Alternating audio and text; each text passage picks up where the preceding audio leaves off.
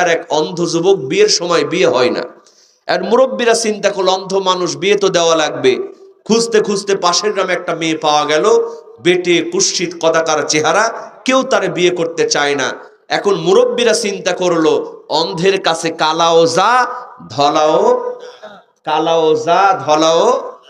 তো সবাই ওই কালো মেয়েটার সঙ্গে অন্ধ যুবকের বিয়ে দিয়ে দিল। 3 বছর সংসার করেছে। কয় বছর? 3 বছর সংসার করার পরে হঠাৎ করে আপনাদের কুচাই পট্টি মনে করেন বাজারে মাইকিং হচ্ছে, চক্ষু শিবির, চক্ষু শিবির আগামী শুক্রবার শরীয়তপুর সদর হাসপাতালে চোখের ফ্রি চিকিৎসা দেওয়া হবে, আপনারা সবাই আমন্ত্রিত। চক্ষু শিবির, চক্ষু শিবির, এরকম মাইকিং মাঝে মধ্যে হয় কি হয়?